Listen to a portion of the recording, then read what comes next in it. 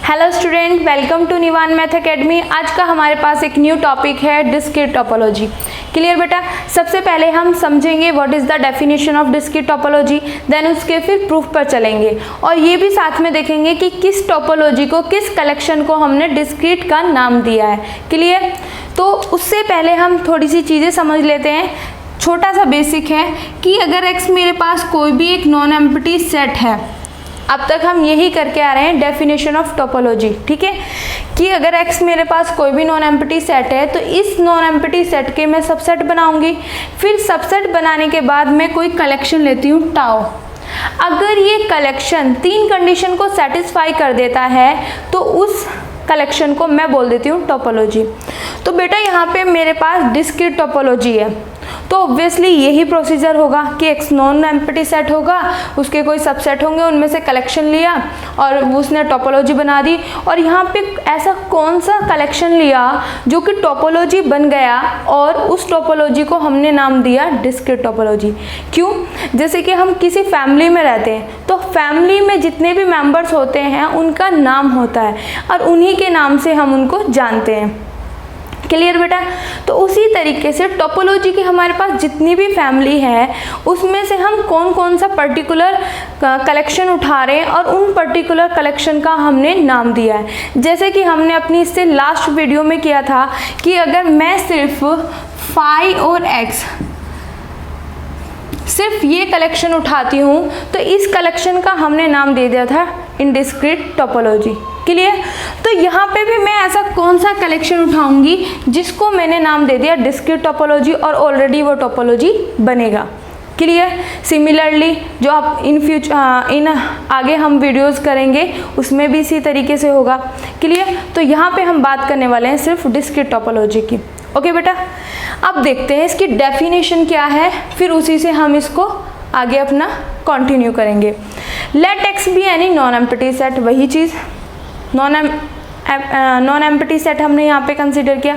फिर यहाँ पे हमने कोई कलेक्शन लिया जैसे कि यहाँ पे लेते थे, बट यहाँ पे ऐसा पर्टिकुलर कौन सा कलेक्शन लिया जिसका नाम डिस्क्रीट रखा वो चेक करते हैं। Tau be the collection of all subset of x. बेटा यहाँ ध्यान से सुनना कि टाउ टू जो है वो कलेक्शन है of all subset of x.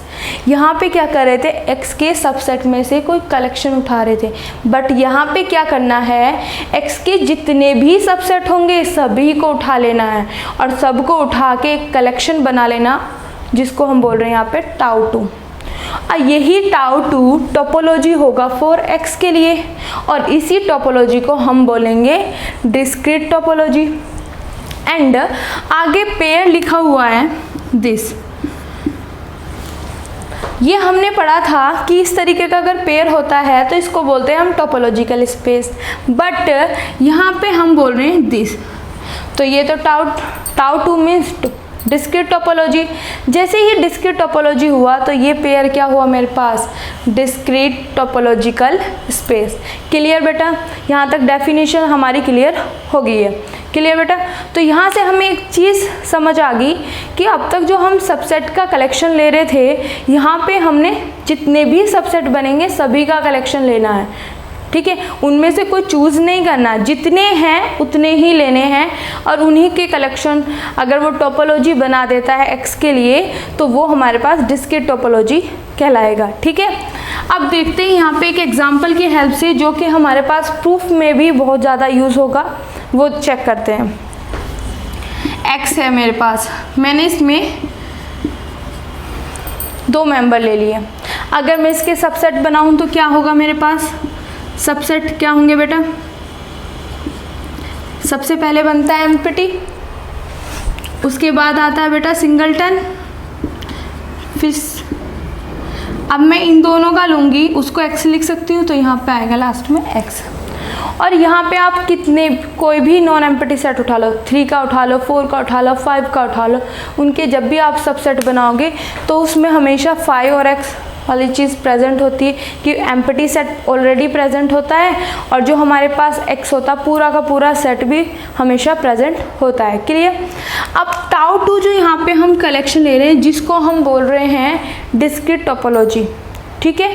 तो इसमें क्या कलेक्शन बोला बेटा उन्होंने कि कोई भी नॉन एम्प्टी सेट है उसके जितने भी सबसेट हैं उनका कलेक्शन। तो जितने सबसेट इसके बने सभी को उठा लिया और उनका एक सेट बना दिया, उसी को बोलते हैं हम टाउ टू। क्लियर बेटा? अब हम इसके प्रूफ पर चलते हैं। अब देखते हैं कि जो हम यहाँ पे टाउ टू कलेक्शन ले रहे हैं, जिसको हम डिस्क्रीट टोपोलॉजी बोल रहे हैं, क्योंकि पहले ये टोपोलॉजी होगा तभी तो इसको डिस्क्रीट टोपोलॉजी बोलेंगे। ठीक है, तो हम यहाँ पे देखते हैं क्या ये टोपोलॉजी है कि नहीं है। अब देखो बेटा, किसी भी कलेक्शन को x के जो नॉन एम्प्टी सबसेट का हम जो नॉन एम्प्टी सेट है हमारे पास x, उसके सबसेट का जो भी कलेक्शन लेते हैं उसको टोपोलॉजी बनने के लिए, किसी भी कलेक्शन को टोपोलॉजी बनने के लिए 3 कंडीशन सेटिस्फाई करनी होती है। क्लियर? तो वो तीनों कंडीशन हम यहाँ पे सेटिस्फाई कराएंगे। अगर ये कलेक्शन वो तीनों कंडीशन सेटिस्फाई कर देता है, जो हम यहाँ पे, ये तो मैंने एग्जाम्पल लिया है, एग्जाम्पल से भी आप देख सकते हो, पर हम एक पर्टिकुलर प्रूफ करेंगे। ठीक है, अगर वो सेटिस्फाई कर देता है तो वो हमारे पास क्या बन जाता है, डिस्क्रीट टोपोलॉजी या टोपोलॉजी। ठीक है, सबसे पहले टोपोलॉजी बनेंगे, एक पर्टिकुलर कलेक्शन लिया उसको बोलेंगे डिस्क्रीट टोपोलॉजी। क्लियर? तो प्रूफ में जो चीज़ हमारे पास गिवन है, सबसे पहले हम वो लिखेंगे। हमें गिवन है कि x मेरे पास कोई भी एक नॉन एम्प्टी सेट है, फिर यहाँ पे हमने एक टाउ टू कलेक्शन लिया। किस तरीके से कलेक्शन लिया, x के सबसेट का सेट बना दिया। ये सभी के सभी x के सबसेट हैं, इनका एक सेट बना दिया। तो ये चीज़ इस तरीके से लिख सकते हैं। या हम पावर सेट भी क्या होता है, x के जितने भी सबसेट होते हैं उनका कलेक्शन को ही हम पावर सेट बोलते हैं।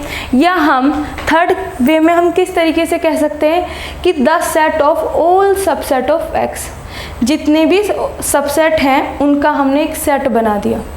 क्लियर? तो तीनों में से आप किसी भी तरीके से देख सकते हो टाउ टू का कलेक्शन। क्लियर? अब हमारा मेन टारगेट है इस टाउ टू को टोपोलॉजी बनाना। ठीक है, किसके लिए, x के लिए। तो सबसे पहले हमारे पास कंडीशन आती है T1, फर्स्ट कंडीशन। T1 में क्या होता है कि जो एम्प्टी है वो जिसके ऊपर टोपोलॉजी बना रहे हैं वो दोनों के दोनों उस कलेक्शन से बिलोंग करने चाहिए। यही तो चीज़ होती है, जैसे कि हम टोपोलॉजी में बात करते हैं दिस बिलोंग्स टू टाउ, दोनों के दोनों टाउ से बिलोंग करने चाहिए। अब देखते हैं किस तरीके से। बेटा यहाँ पे मैंने सिर्फ एक एग्जांपल लिया है। अब मैंने जैसे आपको बताया आप कितने भी एग्जांपल ले सकते हो, और उसमें आप चेक करोगे बेटा तो हमेशा जब सबसेट बनाते हैं उसमें हमेशा फाई और एक्स, वो सेट जिसके सबसेट बना रहे वो हमेशा प्रेजेंट होते हैं ऑलवेज।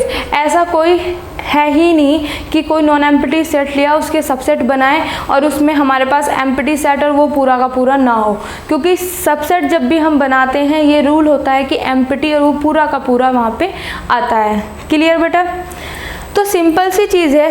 तो हमेशा हमें ये बात पता है, वी नो डैट, हम जानते हैं कि फाई जो एम्प्टी सेट है वो हमेशा इसका सबसेट होगा और ये भी हमेशा इसका सबसेट होगा। तो x के जो सबसेट हैं वो ही तो कलेक्शन टाउ टू में जा रहे हैं। तो इसका मतलब अगर ये दोनों x के सबसेट हैं तो ये दोनों बिलोंग कर जाएंगे टाउ टू से। क्लियर बेटा?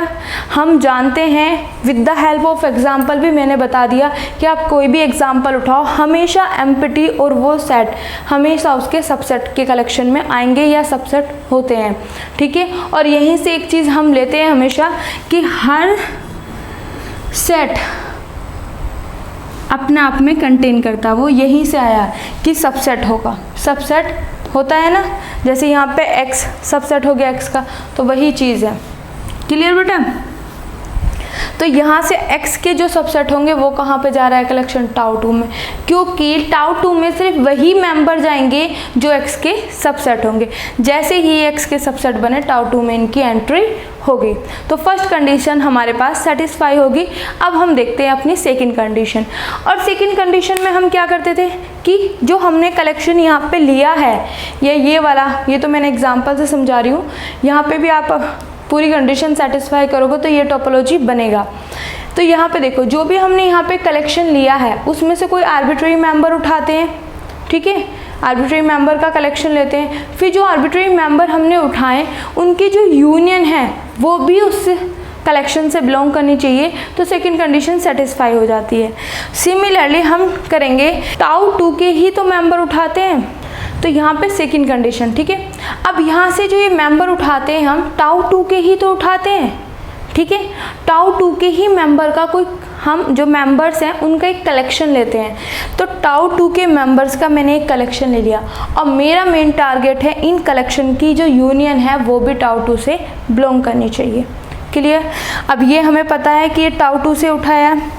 अब टाउ 2 में कौन से मेंबर जा रहे हैं, जो कि एक्स के सबसेट है। तो इसका मतलब अगर ये टाउ 2 से बिलोंग कर रहा है जी लैम्डा, तो ये एक्स का सबसेट होगा, एक्स, क्योंकि टाउ 2 में वही जा रहे हैं जो एक्स के सबसेट हैं, एक्स के सबसेट हैं। तो अगर ये टाउ 2 में बिलोंग कर रहा है तो ये इसका सबसेट होगा। क्लियर। अब देखो बेटा, यहाँ तक हम कर चुके हैं। अब यहाँ से स्टार्ट करते हैं। हमारा मेन टारगेट है इनकी यूनियन बिलोंग कराना टाउ 2 से। अब यहाँ पे जी लैम्डा सबसेट है ऑफ एक्स का। अब देखो, हमें एक रिजल्ट पता है, we know that the union of subset of a set, जो भी मेरे पास सेट है उसके जो सबसेट है, जैसे ये मेरे पास एक्स सेट है, इसके जो सबसेट हो गए वो जी लैम्डा हो गए। अगर उनके सबसेट की मैं यूनियन करूं वो भी अगेन सबसेट होगी ऑफ डेट सेट, मतलब उस सेट का सबसेट होगा। कहने का मतलब क्या है, जैसे मैंने यहाँ पे एक सब सेट लिया, इसके सबसेट का कलेक्शन ले लिया, तो यहाँ पे हमने एक ले लिया यहाँ पे कि दिस सबसेट ऑफ एक्स। यहाँ पे देखो G lambda subset of X for all collection lambda belongs to this, means capital lambda. मतलब यहाँ पे क्या है, ये इसको G1 मान लो, इसको G2 मान लो, इसको G3 मान लो, इसको G4 मान लो। तो सभी के सभी हमारे पास, हमने इनमें से बाई चांस इन 3 का कलेक्शन लिया, जो आर्बिट्ररी कलेक्शन हम ले रहे थे ना, इन 3 का लिया, ठीक है। तो हमें दिखाना इन तीनों की यूनियन भी इससे बिलोंग करेगी, ये चीज़ हमारा मेन टारगेट है। तो यहाँ से देखो, ये सभी के सभी क्या हैं, सबसेट है ऑफ एक्स के सबसेट ही तो हैं। अब उसमें क्या कहा कि जो एक्स के सबसेट हैं, जैसे कि 5 भी क्या है, सबसेट है ऑफ एक्स का, सिंगलटन भी सबसेट है ऑफ एक्स का, सिंगलटन बी भी सबसेट है ऑफ एक्स का। तो वो ये कहना चाह रहे हैं, इस रिजल्ट का मतलब क्या है कि कोई भी सेट है उसके जो भी सबसेट हैं, अगर मैं उनकी यूनियन करूं, अब देखो इनकी यूनियन करूं सबसेट की, क्या आएगी बेटा, मेरे पास ए बी। तो जो यूनियन आएगी ए बी, वो भी क्या होगा, अगेन सबसेट होगा उस सेट का। तो यहाँ पे जो ए बी आई है ये एक्स, मीन्स एक्स ही तो है ए बी, तो मेरे को ये पता है ये भी तो सबसेट है एक्स का, ठीक है। टाउ 2 में तो सारे सबसेट आते हैं। क्लियर बेटा। तो कहने का मतलब यहाँ पे ये है G1 G2 G3 जो भी यहाँ पे G lambda subset of x के, अगर ये एक्स का सबसेट है, अगर मैं इनकी यूनियन लूँ तब भी ये क्या होंगे, एक्स के सबसेट होंगे। क्लियर। वही मैंने एग्जाम्पल से बताया है कि अगर मैं एक्स के सबसेट ले रही हूँ, अगर मैं उनकी यूनियन करूँ तब भी वो एक्स का क्या होगा, सबसेट होगा। तो यहीं से आ गया कि अगर मैं उनकी यूनियन करूं वो अगेन सबसेट ऑफ एक्स, और जैसे ही एक्स का सबसेट बना तो ये किस में चला गया, टाउ 2 में। क्यों, क्योंकि टाउ 2 में जाने के लिए उसको उसका सबसेट बनना पड़ेगा, एक्स का सबसेट, क्योंकि टाउ 2 में सभी के सभी वो मेंबर जा रहे हैं जो एक्स के क्या होंगे, सबसेट, और ये एक्स का सबसेट बना तो बिलोंग्स टू टाउ 2। यही हमारा मेन टारगेट था कि जो टाउ 2 में सिर्फ वही जाएंगे जो एक्स का क्या था, सबसेट हो, ठीक है। तो यहाँ पे हमने इसको एक्स का सबसेट बनाया, ये टाउ 2 में चला गया, और यही हमारा प्रूफ हुआ। देन सेकंड कंडीशन प्रूफ होगी। अब हम करते हैं थर्ड कंडीशन, ठीक है बेटा।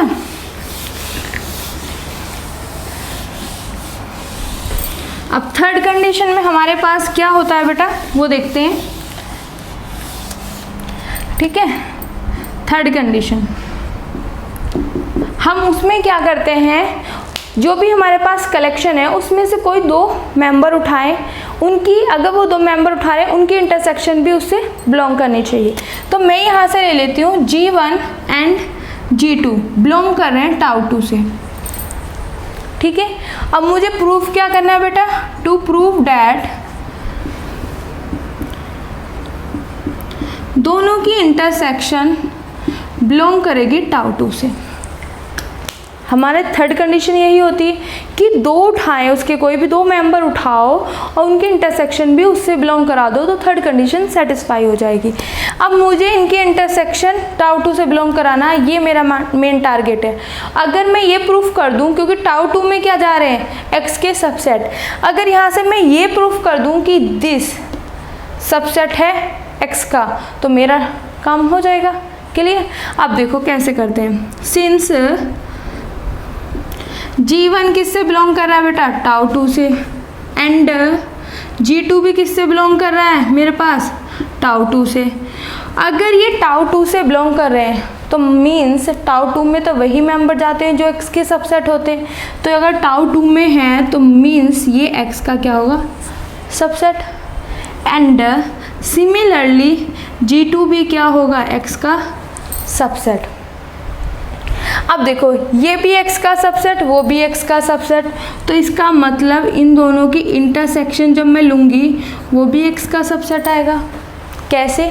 जैसे कि अभी एग्जाम्पल हम कर रहे थे, ठीक है बेटा, ये है मेरे पास एग्जाम्पल, इसमें टाउ 2 मेरे पास जो भी कलेक्शन आ रहा है, दिस ये कलेक्शन है बेटा।